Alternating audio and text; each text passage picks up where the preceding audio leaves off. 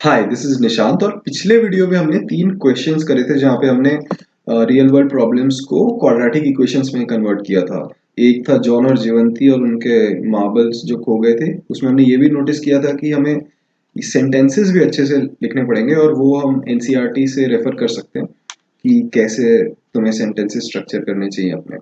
उसके बाद moving on हमने कॉटेज इंडस्ट्री देखी थी जो कि खिलौने बनाती थी और उसमें per day on a particular day कितने खिलौने बन रहे थे वो हमें पता करना था। थर्ड क्वेश्चन था जिसमें हमने देखा था रोहन और उसकी मम्मी की एज कैसे निकाली जा सकती है और वो इक्वेशन निकाल के हमने दे दी थी। Now moving on, the next question is about a train. So a train travels a distance of 480 kilometers at a uniform speed.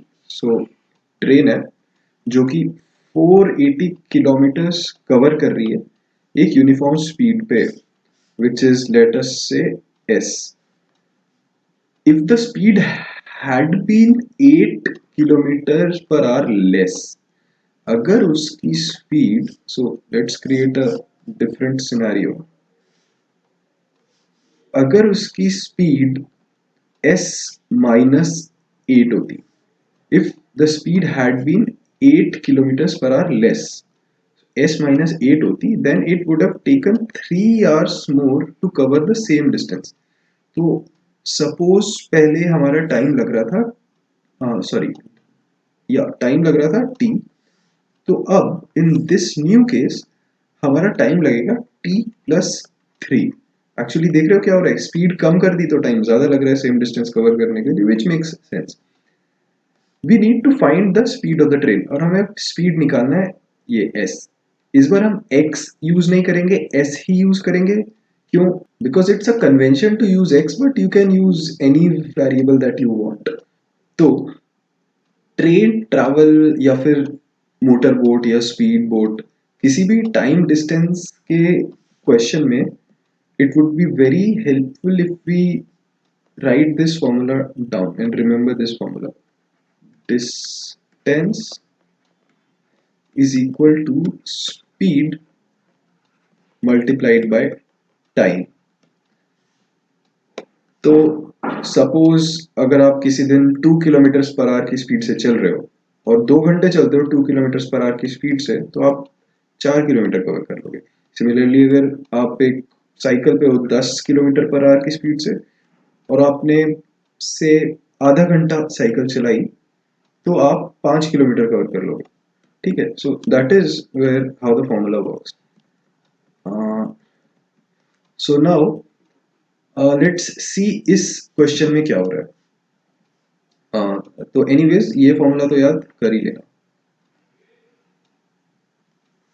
तो अब इस क्वेश्चन में क्या हो रहा है कि पहले केस में हमारा डिस्टेंस क्या है, 480 किलोमीटर।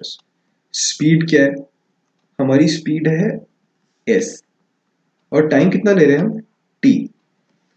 सेकंड केस में क्या हो रहा है, ये हमारा फर्स्ट केस है। सेकंड केस में क्या हो रहा है, डिस्टेंस कितना है, डिस्टेंस को सेम ही कवर कर रहा है, to cover the same distance.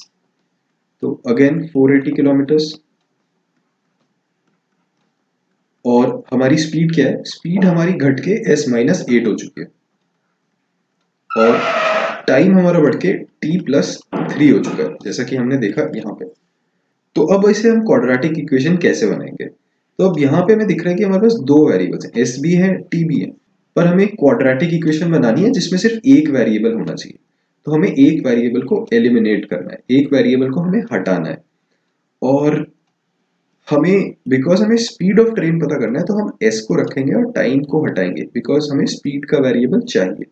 तो स्पीड का वेरिएबल है हमारा s और यहाँ पे भी ये रहा। तो how do we eliminate a variable. तो वेरिएबल को एलिमिनेट करने के लिए हम क्या करेंगे, हम अब हमें ये तो पता है कि हमें t हटाना है, तो हम t को s की फॉर्म में रिप्रेजेंट करेंगे जो कि सिंपल इक्वेशन है उसमें, जैसे दिस इक्वेशन इज सिंपलर। तो इसमें हम यूजुअली क्या करते हैं, इसको हम ऐसे भी लिख सकते हैं, t is equal to 480 divide by s। ठीक है, इसको मैंने नीचे ले गया, इस साइड ले गया इक्वेशन की, और इस t की वैल्यू को मैं पुट कर दूंगा इस वाले t में, तो ये क्या बन जाएगा? तो अब सेकेंड इक्वेशन क्या बन जाएगी? 480 is equal to s minus 8 multiplied by t। t की नई वैल्यू क्या है? 480 बाय s प्लस 3। ठीक है, तो ये हमारी नई इक्वेशन बन गई जिसको हमें सिंप्लीफाई करना है। और आप यहाँ पे ये भी देख रहे होंगे कि इसमें से t जा चुका है, हमारे पास यहाँ पे भी s बचा हुआ और यहाँ पे भी s बचा हुआ है। तो चलो करते हैं simplify. 480 is equal to s minus 8। पहले मैं इससे 1 बाय s बाहर निकाल लूंगा, 1 by s multiplied by 480 plus 3s। ये कैसे हुआ? अगर मैं इसको सपोज वापस कंबाइन करता हूं तो मैं 1 बाय s को पहले 480 से मल्टीप्लाई करूंगा जो मेरे को 80 बाय s दे देगा, और मैं 1 बाय s को जब 3s से मल्टीप्लाई करूंगा तो मुझे 3 मिल जाएगा। तो इस हमने s को बाहर निकाल लिया।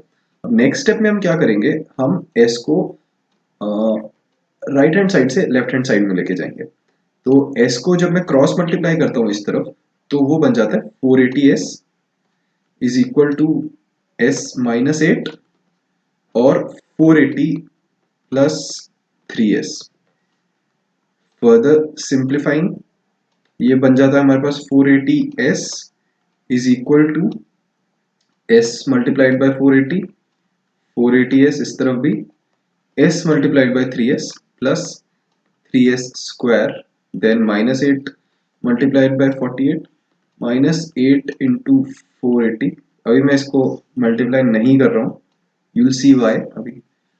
और minus 8 multiplied by 3s minus 24s। तो आप यहाँ देख रहे हो कि 480s टर्म LHS RHS दोनों साइड है, तो हम इसे कैंसल आउट कर सकते हैं। तो हमारे पास क्या बचा? Let's rewrite it, 3s square minus 8 into 480 minus 24s is equal to 0। अब आप देखोगे यहाँ पे कि ये तीनों टर्म्स 3 से डिवाइड हो रही है। तो चलो लेट्स डू दैट। ये वाली कैसे हो रही है? 4 प्लस 8 इज इक्वल टू 12। तो ये एक डिवीजन रूल होता है, just look it up somewhere, कि अगर किसी नंबर का सम 3 से डिवाइड हो रहा है तो वो पूरा नंबर भी 3 से डिवाइड होगा। इंडिविजुअल डिजिट्स का सम अगर 3 से डिवाइड हो रहा है, जैसे 4 plus 8 plus 0 is 12, 12 is divided by 3, divisible by 3, that means 480 will be divisible by 3 as well. So ये हमारा बन गया s स्क्वायर, 3 यहाँ पे बचेगा 1, इसको 3 से डिवाइड करूंगा मेरे पास बचेगा 160, और इसको मैं 3 से डिवाइड करूंगा तो मेरे पास बचेगा 8। इसको मैं सिंप्लीफाई करके लिखता हूँ, तो s square minus 8 into 160 which will become 8 into 16 1280, और minus, both the terms were minus, right?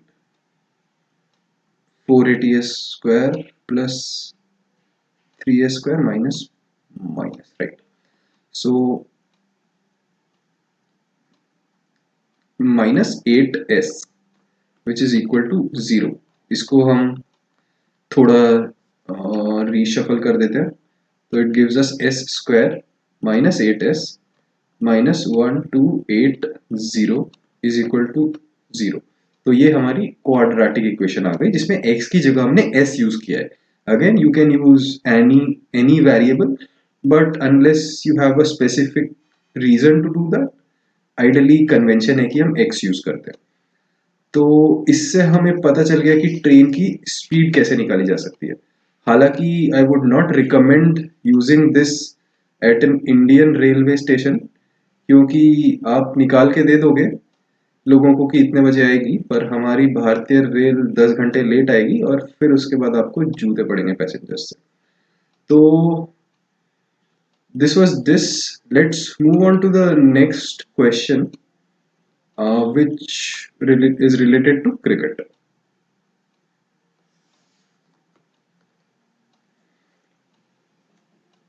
सो अब ये जो क्वेश्चन है ये एनसीईआरटी का नहीं है, ये सीबीएसई बोर्ड का क्वेश्चन है और शायद मैंने पहले कहा था कि 2005 का क्वेश्चन है, बट माय बैड, सॉरी, ये 2015 का क्वेश्चन है, so quite recent.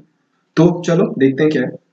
So in a cricket match Harbhajan took 3 wickets less than twice the number of wickets taken by Zaheer. So wickets taken की बात हो रही है, एक पार्टी है हरभजन और एक है जहीर। ये लिए हमारे हरभजन भाई साहब, ये हमारे जहीर। नहीं बना रहा।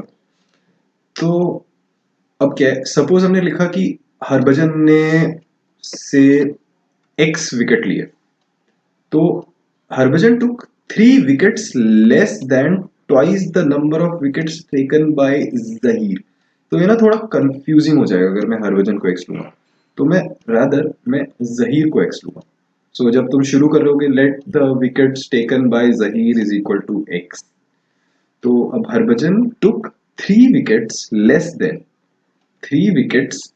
Then twice the number of wickets taken by Zaheer, twice the number of wickets taken by Zaheer. तो ये हो गया। तो जहीर ने सपोज 6 विकेट लिए होते, तो हरभजन ने लिए 9 विकेट, जो कि हो ही नहीं पाएगा। चलो anyways, you get the point. तो अब आगे का क्वेश्चन क्या है, the product of the number of wickets taken by these two is 20। So these are the wickets taken. अगर तुम शायद ये लिखते हो तो तुम्हें पार्शियल मार्क्स मिल जाने चाहिए। The product of the wickets taken by these two is 20, तो 2x the product of the wickets, तो एक कितना था, हरभजन के 2x-3 है, जहीर का x है, इसका प्रोडक्ट वो कह रहे हैं 20 है। तो सीम्स रीजनेबली सिंपल, इसको हम सिंप्लीफाई करेंगे। आगे कुछ है, आगे कुछ डेटा भी नहीं, represent the above situation in form of a quadratic equation. तो हम लिखेंगे 2x, इसको इससे मल्टीप्लाई करेंगे स्क्वायर, और फिर इसको इससे करेंगे -3x इज इक्वल टू 20, और फिर हम सारी टर्म्स को LHS पे ले आएंगे। 2x² -3x -20 is equal to 0। तो कोई ऐसा कॉमन फैक्टर है जिससे हम तीनों को डिवाइड कर सकते हैं? नहीं। तो this is the quadratic equation, so if you write this you will get full marks. Just again write the statements where x is the number of wickets taken by Zahir। इससे, इस equation से हम निकाल सकते हैं कि किसने कितने विकेट लिए हैं। मतलब बेटर होता ऑब्वियसली कि हम मैच देख पाते, बट क्योंकि हम मैच पढ़ रहे हैं तो हमें ऐसे ही निकालना पड़ेगा। तो ये this is I think sufficient practice to start forming quadratic equations. अब अगले वीडियोस में, हम आगे वाले वीडियोस में एक्चुअल कोर में जाएंगे इस चैप्टर के, which is how to solve quadratic equations, जिसमें तुम्हारा आएगा फैक्टराइजेशन, कंप्लीटिंग द स्क्वायर और द फॉर्मूला, क्वाड्रेटिक फॉर्मूला। ठीक है, सो चलो सी यू देयर। गंदा सा हो गया।